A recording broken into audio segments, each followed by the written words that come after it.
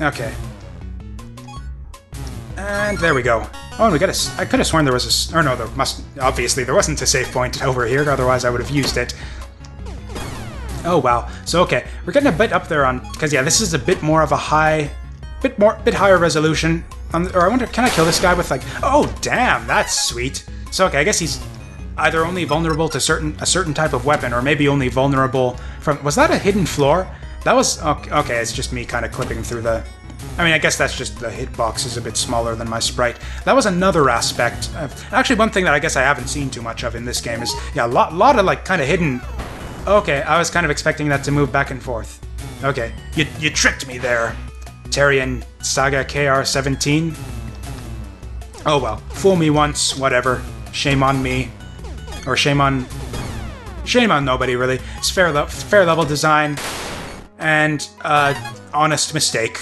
Nobody has to be shamed on that one. Unless I die on this stupid river thing again, in which case, yeah. That would be a shameful display indeed, but... Okay, here we go.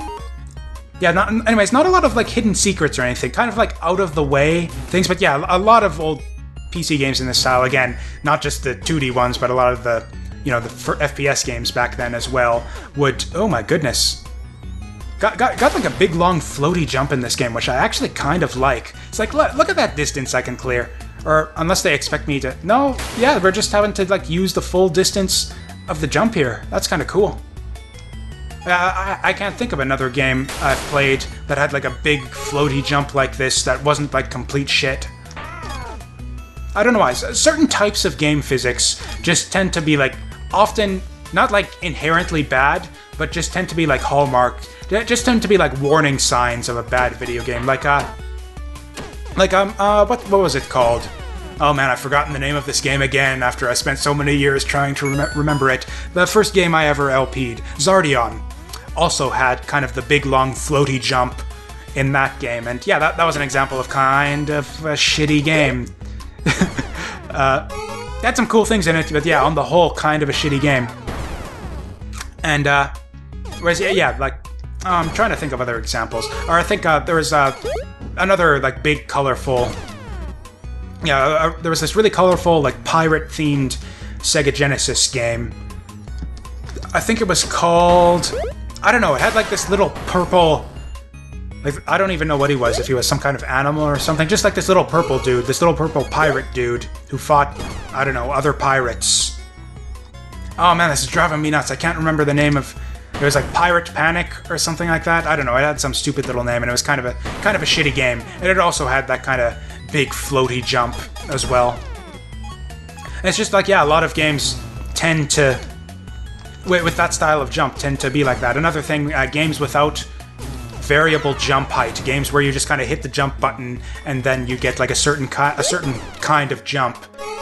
Where you don't have the ability to modify like the height of your jump based on how long you press the button. Although with that said, there's actually a lot of games with that kind of jump that are exceptions to that rule. Ristar, Dynamite Heady, some of the God damn it! This is getting tricky. Tricky already. That gets me worried, actually. I'm afraid we're like heading into the end game or something. My goodness. Okay, let's start. We need to grenade it up here, because yeah, need to get these guys fast so we can actually make some progress. There we go. Take that. That's cool. We're having like, having like little, like surrounded by enemies and having to make use of the terrain and having to... What? Okay, I guess it was just like... I guess my toe was just a little bit over the line, so... Yeah, John Goodman bot over there had to shoot the hell out of me for it. I'm sorry. There, are you happy now, you crazy bastard? I'm way back here. That was a weird reference. I don't know. That was a really weird reference. I don't know why I suddenly thought of that. Okay. Okay, seems to be immune to bullets. Will a grenade do it? Yes, it will. Okay, that's kind of cool. You actually need your different types of weapons for certain enemies. So there's, like, actually a reason to have... Although with that said, we had, like... Yeah, reset our weapon to that little... So, okay, there's gotta be some way to... Okay. I'm a dumbass. I take back everything I said before about my... You know, cluttering the interface. You press the select button to select your weapon. How about that? Then why did it... But I picked up that thing before and it changed my weapon to fire. Okay, so we've got remote mines, and we've got... what is this? I don't know what this is. What? So it's like I step over it, and then a little yellow thing appears. Whatever. It seems too complicated for me. Man, I almost need... or I wonder... yeah, I don't know. Anyway, so that was just me being dumb before with... oh, there's no way back down. Interesting. That was just me being dumb before with, like... really... I tend to do that a lot in games, actually, where I just, like... you'd think that would be the first thing you do in a video game is, you know, try all of the buttons to see what they do and figure out the controls, but it's like...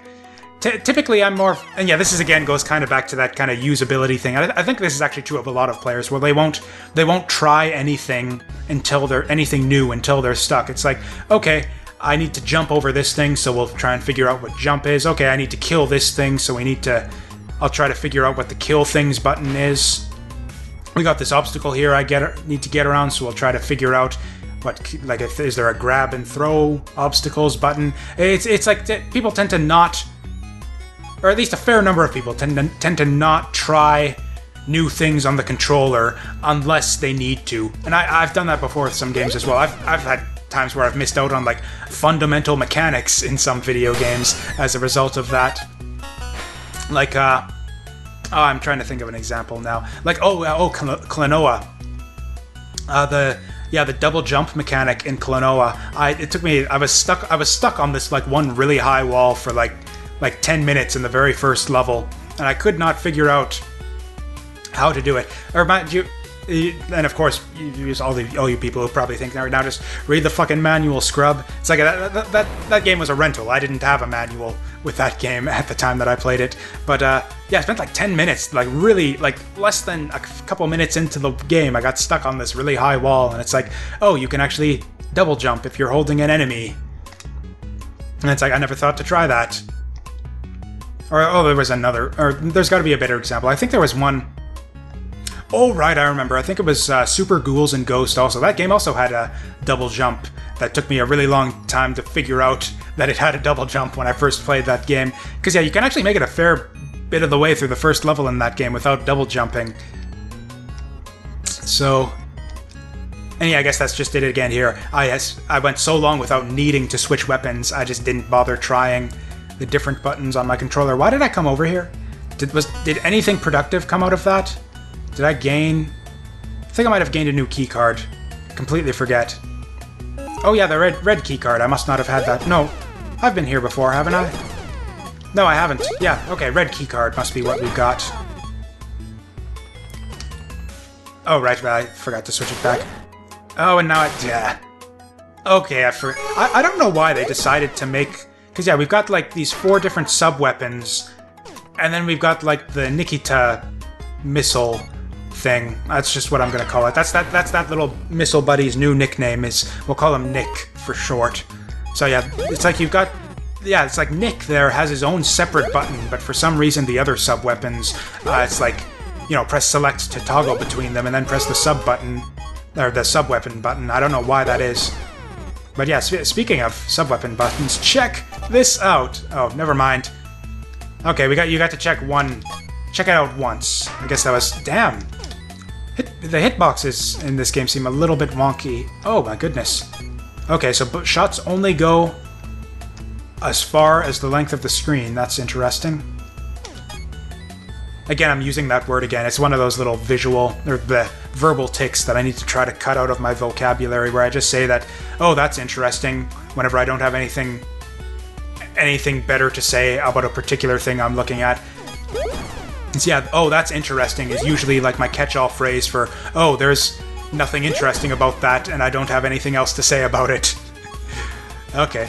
Okay, so okay, this is kind of interesting, actually. We're getting into, like, some kind of ammo management now. We're far enough between the different checkpoints that we're actually having to worry about, like, sub-weapon ammo at this point. Because, yeah, remember earlier on, I was like, do we even have ammo? What's with this? I can just use my sub-weapons infinitely, but... okay, yeah, now we're actually having to worry about ammo and all that. Haven't actually run out of sub-weapon ammo before... ah, damn it, I pressed... wait, why is... Wait, no, those aren't the same. Yeah, it's like those look kind of the same, except one's like kind of stuck in the ground and has more thingies around it, and the other one has fewer thingies and you lob it out. I don't know. Really digging on this game so far. Oh yeah, oh well, we're getting kind of up in there in time. Since this is kind of a higher resolution game, can't really afford to... Ooh, wow. Okay, grenade. Damn! I was not expecting that much of a big... Okay, I do not want to go down there because that's a one-way. Oh, is that my... Oh my goodness, is that the timer? So is this... So the question is... I just... Well, that's weird, I just noticed this. I just now noticed that little timer in the bottom. And I think it's been going since... well, yeah, when I said getting up there in time, I meant checking on like my little timer I have in the background, running in the background here, but... Okay, looks like we need the jetpack. But yeah, now that I look at it, there's actually an in-game timer. And it's been running since we started the game. Which makes me wonder, is this... Oh, I'm kind of worried now. Is it like... is that the timer for the whole game? And it only goes up to 100 minutes, it looks like? That's a bit... Oh, wow, I was not expecting that to be a damaging thing. Oh, well, again, with that kind of bad feedback as far as... What the heck? Oh, I think... Okay, I think these are maybe increasing my sub-weapon. Oh my goodness. Fast reflexes required. No, what are these things? What am I getting out of them? Damn! Oh well. Sub-weapon refill. Yeah, there'd be no reason for them to be a sub-weapon refill since there's one all the way over here anyway. Oh well. We'll just keep trying this. Yeah, what okay, it looks like those are gears then. But, yeah, it looks like it restocks them every time, so maybe you've got to... Oh, no, it doesn't. I don't know why I thought it did then.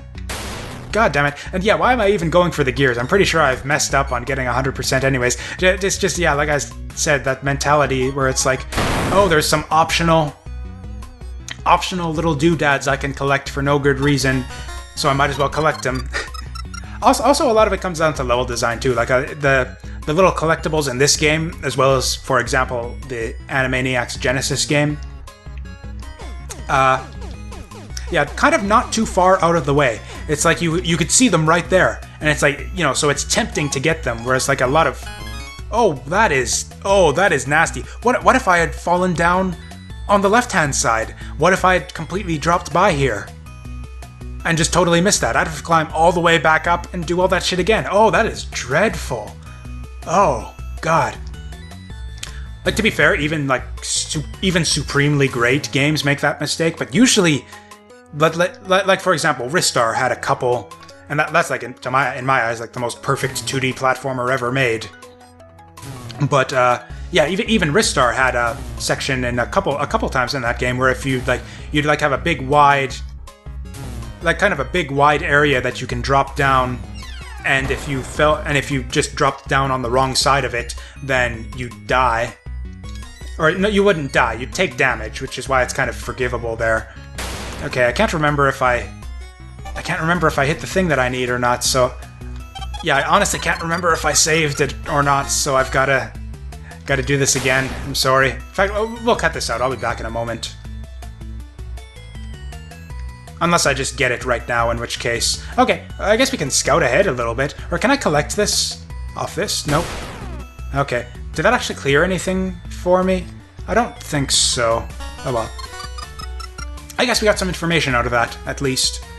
Okay, I'm gonna go to the right first and see if that actually cleared... Because I can't remember what was the blocker over here. Man, I'm gonna have to wrap this up quick. I'm gonna be running out of hard drive space soon.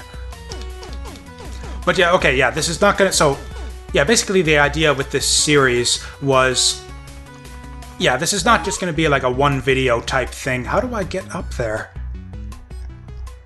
Yeah, it seems like I need the jetpack to get up there, but like, that's the jetpack. So it's like I need the... So unless there's some other way to... Okay, maybe okay, come up on the other side. That would make sense. Oh my goodness. Okay, forget about that. So what was with that other switch that I just... Okay, if that was like a hidden optional thing, I guess I can kind of forgive it. But still, that's kind of dreadful. Man, I'm really curious to know what that switch was all about now. But anyways, yeah, Ristar had that problem too, where it's like, you drop down, and if you drop down too close to one side, then you drop on spikes and take damage. But, you know, that's just like 1 point of damage. That's forgivable. This game, except, apart from the fact that, you know, that appeared to be some kind of optional, maybe bonus thing, maybe, I don't know. Like, if you miss that, you gotta go, like, all the way back to the top in order to get another shot at that, if you happen to decide to drop down on the wrong side. I'm getting really bad at this. Okay, let's actually pay attention. Okay, yeah, I'll try to wrap this level up pretty quick. And, okay, or even if there is an exit down here, actually, I'm not gonna be able to use it, because I don't have all the buttons yet. So I don't even know what... Unless there's more buttons down here. Oh, damn! Oh, that's a long way to the previous checkpoint, too. Oh my goodness. Wow. Oh well, that's kind of, like I said, I kind of prefer... Actually, I don't think I mentioned this, but yeah, I kind of prefer, like, long-form challenges. I really dislike, like, kind of the Super Meat Boy style micro-challenge type thing, where it's like, you've got your bit where, like, you know, each level or each gameplay segment is like, you know, a minute long, but it'll take you a billion tries to get through. I really hate, because it's like, you know, it's just like you're kind of bashing your head up against a brick wall, and, you know, just like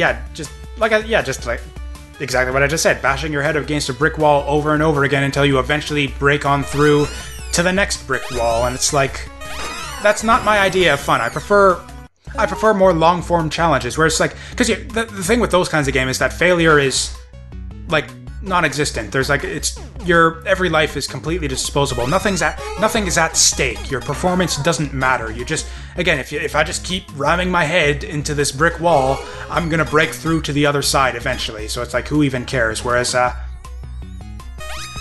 it's kind of, I guess it's arguably the same with kind of more long-form arcade game style challenges, like, you know, your 1cc type stuff, but you've got more tension with, like, the longer stuff, like, you know, 1cc, oh, that's instant death, Jesus Christ. But yeah, you've got more tension, like, there's more at stake with the, like, compared to, say, like, any given Meat Boy level, compared to 1ccing, like, a Metal Slug game or something like that. Or any arcade game, really. Yeah, you really lose all the tension. There's nothing at stake when you have this infinite lives, frequent checkpoints style game design. So I kind of prefer it when... So I prefer it when games in this style kind of lean more towards the infrequent checkpoint, infinite lives style of things, where it's like you've got longer segments of gameplay where it's actually, like, really bad. It's like you actually got it. You're actually punished a fair bit for failure. It's like you got to go back and oh goodness, this is nasty. Okay, so I can actually jump over these things though, beyond this point, and then there we go. And I think this is actually. I feel like I've been here. Oh damn! Oh my goodness! Oh wow! Still no checkpoints. Still no checkpoints. Ah. Oh, and there's the exit. Didn't even need all the buttons. Nice. Okay. Man, I feel like there should be a boss or something soon, and here we're going up, yeah, 54 minutes? Maybe this is a boss. We got a lot of flat ground here. Nope, there's an enemy. Okay. Anyways, okay, yeah, we're getting way up there on time. Anyways, yeah, I'm wondering if that's like just the timer for the first area, or if that's the timer for like the whole game, and this game can be beaten in like an hour if you know what you're doing. I'm really kind of worried about that, because so far, this is a really good game, so this is not going to be the last play session of this. I'm going to play this again, and like I said, I don't promise that I'm going to finish this game, but yeah, this definitely interests me enough that I'm going to come back to this and try and play some more of it on camera, and yeah, I'm just going to keep playing this until I lose interest, until it jumps the shark or whatever, or I guess until I decide that I've sort of, either that or I guess the third option is that I decide that it won't make for a good video series, in which case I guess I just play it on my own, off the channel, but, you know, these kinds of games kind of work out. Oh god, the stacking sound effects again. Anyways, I don't know why I'm even bothering to play now, I'm just kind of wrapping up the video here, so yeah, let's actually let's actually wrap things up. So yeah, that's going to do it for my first play session of Terrian Saga KR-17, available on Steam for $5. Recommended thus far. It's good for at least a good solid hour of entertainment, as you saw here. Maybe more entertainment yet. I guess you can tune in into the next episode to find out exactly how much more. So with that, thank you all for watching. Leave your comments down below, and I'll see you guys next time.